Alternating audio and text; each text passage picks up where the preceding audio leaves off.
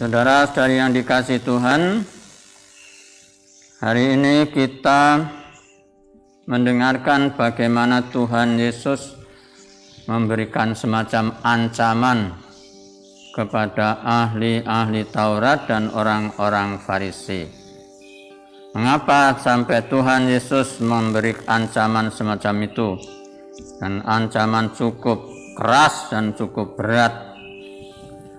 Saudara-saudara, ternyata ancaman itu disebabkan karena orang-orang Farisi sebenarnya mau menambahi atau sering menambah-nambah hukum-hukum yang seringkali hukum-hukum itu ditambahi secara mendetail untuk menjadi lebih berat. Barang siapa yang mau mentaati hukum-hukum itu malahan justru dipersulit dengan hukum-hukum yang berat itu. Nah, saudara-saudara, itu semua dilakukan oleh orang-orang Farisi dan ahli-ahli Taurat untuk menaikkan gengsinya. Padahal seharusnya hukum itu harusnya menolong orang supaya orang sungguh-sungguh dapat memiliki, katakan saja, kerajaan surga, pintu surga. Dan ternyata dengan menambah-nambahi hukum-hukum itu, maka banyak orang menjadi sulit untuk mentaati hukum itu, dan mereka dipersulit untuk masuk ke dalam kerajaan surga. Oleh karena itu dikatakan oleh Tuhan Yesus, kalian menutup pintu surga di depan orang. Nah, saudara-saudara, jadi bagi orang-orang Farisi, memang semua yang dilakukan itu untuk menunjukkan bahwa dia lebih penting dan juga lebih berharga, harusnya dihormati dan seterusnya.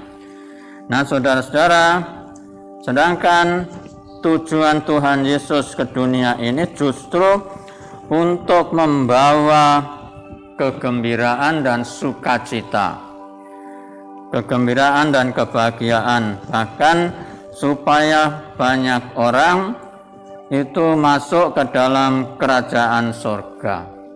Oleh karena itu Tuhan Yesus jelas membuat orang atau membuat hukum-hukum itu justru dipermudah, dalam artian bahwa tidak dipersulit. Seperti misalnya Tuhan membatasi hukum hari Sabat dengan penafsiran yang lebih masuk akal. Seperti misalnya, kalau menurut orang-orang Farisi, orang yang, katakan saja Tuhan Yesus yang menyembuhkan orang sakit pada hari Sabat, itu dianggap melanggar hukum Sabat. Misalnya seperti itu. Padahal orang sakit membutuhkan penyembuhan, kesembuhan. Dan itu dilakukan oleh Tuhan Yesus sendiri, dan untuk menunjukkan bahwa hukum itu untuk manusia. Untuk apa? Untuk menyelamatkan manusia, bukan untuk memberatkan manusia dan juga untuk menghalangi manusia supaya manusia itu selamat. Lalu juga Tuhan Yesus sendiri juga meringankan hukum-hukum yang lain, seperti misalnya hukum soal makanan. Bagi Tuhan Yesus mengajarkan bahwa semua makanan itu halal, boleh dimakan.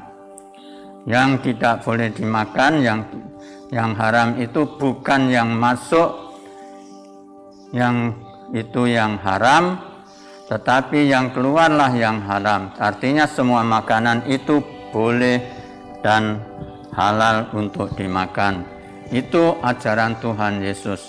Jadi Tuhan Yesus sungguh-sungguh akhirnya memberikan kepada kita suatu hukum yang memang perlu dilakukan, tetapi tidak memberatkan dan tidak membuat orang untuk sampai pada menutup pintu surga. Nah, saudara-saudara yang dikasihi Tuhan, oleh karena itu kita pun harusnya seperti Tuhan Yesus ajarkan, supaya kita ini jangan sampai membuat orang lain itu terhalang untuk masuk ke dalam kerajaan surga, masuk surga, tetapi justru kita harus membuat orang itu supaya orang sungguh-sungguh akhirnya bisa masuk surga. Oleh karena itu kita juga diajarkan supaya kita memberitakan kabar sukacita, berita Injil, agar semua orang akhirnya masuk surga, dan sekaligus sebaliknya bukan untuk menghalangi mereka supaya tidak masuk surga, tetapi justru kita harus menolong orang lain untuk masuk surga. Oleh karena itu, saudara-saudara, perutusan kita tidak lain dan tidak bukan seperti perutusan Tuhan Yesus sendiri, supaya orang bisa bahagia dan masuk ke dalam kerajaan surga.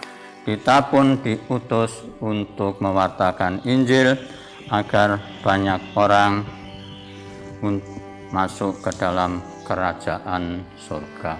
Itulah perutusan kita. Amin.